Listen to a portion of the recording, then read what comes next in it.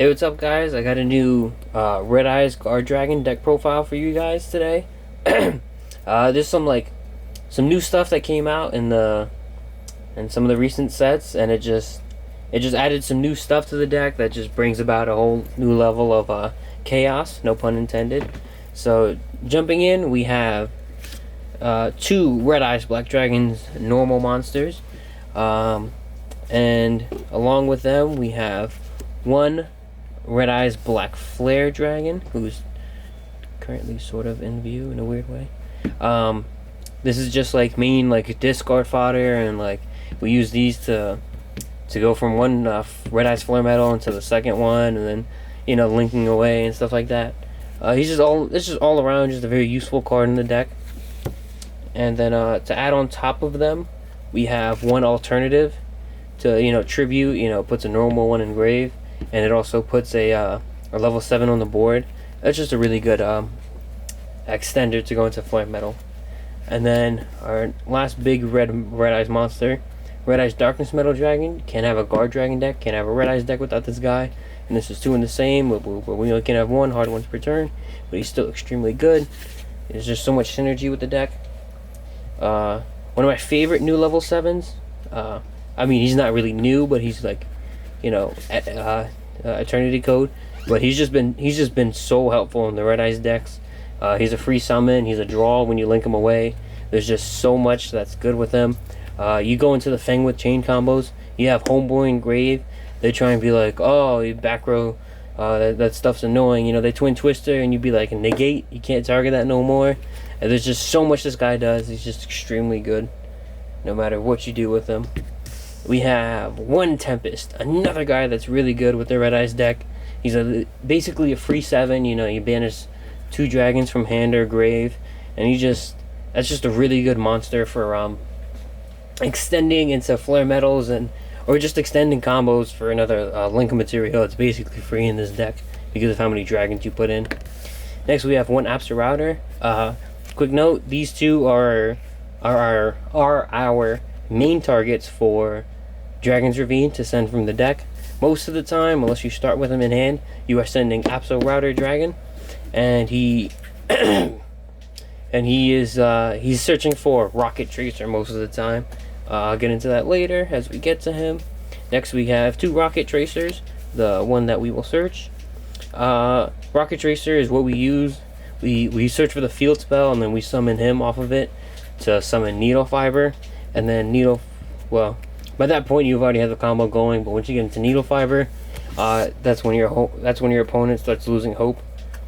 Next, for our other 2 rockets, we have Silver Rocket and Auto Rocket Dragon.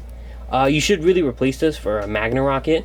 I only like Auto Rocket because he can pop spells and traps when he's targeted by a Link monster, and that's it's come up a few times in some niche scenarios. But Magna Rocket's better because it's a 4, and you can just have an assured what's the homeboy Borload Savage and stuff like that. But that's who I like to play, at least in my little rocket stuff. We have the Light and Darkness Dragons, the small chaos stuff. These guys are extremely good extenders, and they got even better because of chaos space. So you don't need to go out of your way to search them out, because more likely than not, you are gonna either draw into one of them off of Yugioh or whatnot, or draw into chaos space. And chaos space is just such a crazy card, but we'll brag about it when we get there. I only play one of each, which is a terrible idea, but honestly, I just feel like one of each is it's good enough. I don't think I'll ever I mean, you're definitely gonna draw into them here and there, but honestly, it's just not that big of a deal, I think, because you can always summon this off of Needle Fiber, and I believe he summons this from the hand, and that's it's not too bad. It's just whatever, it could be better, but it could be worse, man. So don't complain. We play 3 Black Metal Dragons. This is the main combo starter most of the time, and he's just really good for the main combo because he just searches. You just keep getting Red Eyes and Red Eyes out the Red Eyes stuff out the deck. You get your Darkness Metal, your Red Eyes Black Dragons, your Black Flare, your Alternative, your Insight. So much drawing and adding, and so much advantage, and so much disruptions you lead into. And speaking of disruptions, one Buster Dragon Destruction Sword to lock your opponent out of the extra deck so that they cannot super poly you. This is just such a really good card. One of the main problems with the original guardragon build was the super poly. Literally cannot stop it unless you have like a Morphage Goliath, which is like easier said than done. And here are the new additions.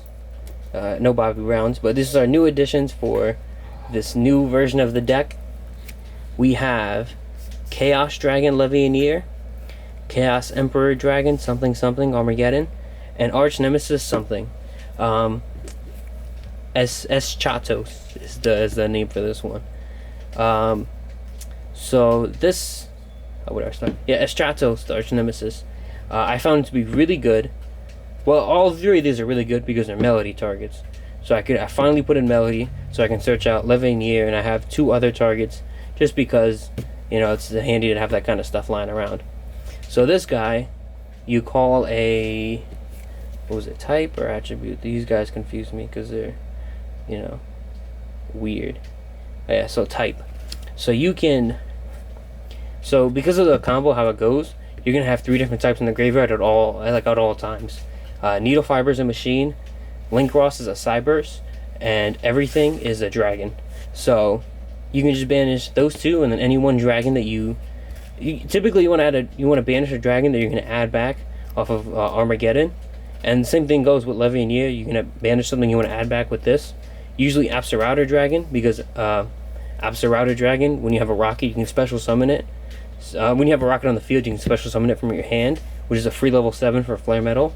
But Arch Nemesis, you can call it type, destroy them all on the field, and your opponent can't summon monsters with that type. So if you have like a feel, or if you want to just shot in the dark, which is like the most fun thing ever, you can just call it type that's not on your field, and that they're probably going to summon, like call like zombie. What's the Eldritch player going to do? And so that's like a really like cool thing to do. And if you're in like game 2, game 3, then you know already what to call. But if not, he's just like a big monster to have on board, and you can use his effect next turn. Hopefully they're not playing dragons, because then, well, good luck, buddy. But Chaos Emperor is extremely good. Like I said, you can add back the Absolouter after you banish it off of one of these 2 homeboys, and then you can special summon it midway through the combo for a level 7.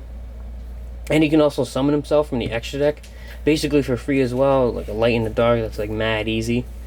And then Levianeer, you just banish 3 darks, and then this guy shuffles a card away for free, and he's a free like link material. He's extremely wild, and I've been wanting to play him for so long, but we can play him now because we have good targets for our Melody of the Awakening Dragon. Such a like crazy phenomenal card. Just discard any card, like not even like limited to like monsters or anything. Just discard anything. So if you draw 2, it's not a brick, it's whatever. And then add any 2 of those guys, or up to 2 of any of them, which is kind of wild in and of itself, because if you draw 2 of them, you can search for the 3rd one, just because. One for one to turbo into our Black Metal Dragon. Not much to say about this. You know, you can discard some crazy stuff like Tempest. It's a free summon out of the grave, so it's whatever if you discard it. Or Absolouter, which really gets your combos like into like a what's the word? Like a jump start, you know. 1 insight.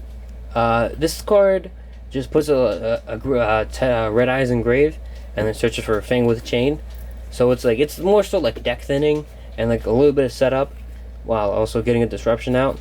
But it's like you're not always gonna search this. It's just like if you can really like go that far to search it, you will. But most of the time, if you draw it, you draw it. And if you don't, you don't. 3 Chaos Space. Chaos Space has like several targets in the deck. We have the alternative, the Light and Darkness Dragons, the Levianeer. There's just quite a bit this card can do. And you know, you can shuffle in one. I mean, put one at the bottom of the deck, and then draw a card. This card's like completely crazy in the deck, and it has like such cool uses that it just adds so much consistency to the deck, because everything's mostly dark. You discard anything, search for the Light Dragon, combo starts right there. For our next card, we have 3 Call by the Grave. We want to protect our combo pieces. We want to make sure our searches go through. We don't want our needle fibers getting veilered. Well, we kind of actually want them getting veilered so we can negate it. If it gets some permanence, we're kind of like turn 2 or game 2. Next, we play 1 quick launch. I'd love to play 3, but I want to keep it at 40. So I had to cut this down to 1. There's just, you might not agree with my ratios. You can change it however you want. I'm not telling you how to live your life. I'm just advising you. But, 1 quick launch is just like a really good extender to get like an extra monster out for free. And it can fix some weird hands too. We play our 1 boot sector launch and our 1 dragon's ravine. These 2 are like bread and butter for our Romulus and our striker dragon. We search, we wing summon, we draw. These cards are like crazy and like in the combo because of how much like value they put in you. Put on the field and stuff. And then we have, for our last field spell that I left out with the other field spells, Black Garden. This card's really cool. Like you can summon the Tracer off of this. After 2 summons, destroy it. They have 2 tokens, destroy it. There's 16. You can summon the Tracer. But if you have like quick launch, you can summon another Tracer from deck. You can actually have a 3rd summon, and then they have 3 tokens that have 2400 attack, and you can summon a Red Eyes Black Dragon, and then you can use it for overlay material and whatnot. So it actually has like a second cool use if you have like the right hand and in the right situation. That can be like a really like wild thing, game changing thing. But your opponent's gonna look at you weird when you summon a Red Eyes Black Dragon off of Black Garden. But it's whatever when you beat them. Next we have 2 Fang with the Chains. This is a disruption they never see coming. Like there's so much on the board that they're just not worried about this because they're just like oh, that's a Red Eyes, like whatever. Like they're gonna be worried about the 1 or 2 flare metals on the field, the Buster Dragon that's equipped to them, the Boral Savage, the Heratic, or the Appaloosa. There's just so much that's on their mind that they're just gonna forget all about these, and they're just gonna summon like a Conductor or something like that, and they're just gonna take it, and then they're just gonna be like, oh well, as if a bad situation couldn't get any worse. A bad situation got even worse. So don't sleep on Fang with Chain, guys, especially since it's kind of expensive. If you sleep on it, you probably break it, and like moderately played, and no one buys moderately played. Onto our extra deck: 1 Borload Savage Dragon and 1 Garden Rose Maiden. Garden Rose Maiden we summon off of the Red Rose Dragon and the 2 Link Cross tokens, and then it searches the Black Garden, and you can banish it to summon out one of those from the graveyard, one of the Rose Dragons from the graveyard, which is extremely good for to extend or to like do guardragon plays under your Saryuja or your Appaloosa, depending on what route you go, like Fate. Borload Savage Dragon is just extremely good. He's our big boy. He's a negate, but he's not the one you want to put your Union Carrier Buster Dragon to, because it's just way too much. What's the word? It's way too much value, I guess you could say. Value if they kaiju this and they take out your negate and they take out your Buster Dragon lock. So you have this with the negate, and then you have our next boys, one of these guys with a Buster Dragon, because he can't be destroyed by card effects. He's 3800 attack with the Buster Dragon, and then they're gonna Lightning Storm you, and then if they call spells and traps, probably gonna negate it. If they call monsters, you probably won't negate it, or maybe you will, maybe you won't, maybe they debated it out, but they will forget most times that this cannot be destroyed by card effects. So they're gonna try and destroy the monster, and they're just going to take 500 and their Buster Dragon. Your Buster Dragon is going to be chilling because this guy can't be destroyed by card effects, and he's just extremely good for burning and whatnot, especially when there's the 2 of them on the field. Next we have Saryuja Skull-Dread and Appaloosa Bolt of the Goddess. Depending on how good of a hand you have, Appaloosa is like you're not going to complain that you have a 3 negate Appaloosa. That you're just like overshooting. You want too much in life if you're complaining about a 3 negate Appaloosa. But I always love to go into Saryuja to draw, fix my hand, see if I can extend more. I'm kind of like greedy. I want to go over the top. I want to put everything to my combo so that I can like minimize the chance of them breaking it down. Recovery plays don't matter to me. It's go big or go home or go to White Castle or go to Wendy's. Wendy's is lit. Not sponsored, by the way. Delindrous Dragon, Needle Fiber, Romulus, and I have a lot of link twos. So Romulus searches for Dragon's Ravine, which we send the Apsarouter with to search for Tracer Dragon, and then Tracer Dragon we summon off of the Boot Sector launch and link it with the Link Ross token, because we link this for Link Ross, and then we summon this, our Needle Fiber with it. Delindrous comes later in the combo to help us like extend and get rid of our Pisty and Elpie. And yeah, he can summon himself at the graveyard, so it's a free like link 2, which is mad lit. Next we have our other 2 link 2s. Herratic. Herratic doesn't always come up, but he does. Oh, is it like it senses a face on the Herratic? It's kind of funny. But yeah, he doesn't come up often. Sometimes you go into Appaloosa, but sometimes you can go to Herratic. And I was thinking about running like a Kawaki Mirror Dragon or Morphid Sloth or something like that, just to get like a little like an added like no extra deck policy type thing. You know what I'm saying? But either way, just summoning like anything off of him is whatever. Sometimes you don't even have the zones to summon anything off of him, so it's really like a whatever. But Union carries the real like goat on the high, because you equip the Buster Dragon. But sometimes you have some really bad hands. You start doing some weird plays, and you can equip like the Light and Darkness Dragons.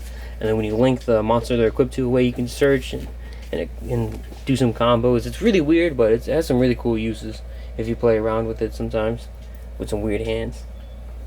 For our Dragon Link 1s, we have Pisty, Striker Dragon, and Elpie.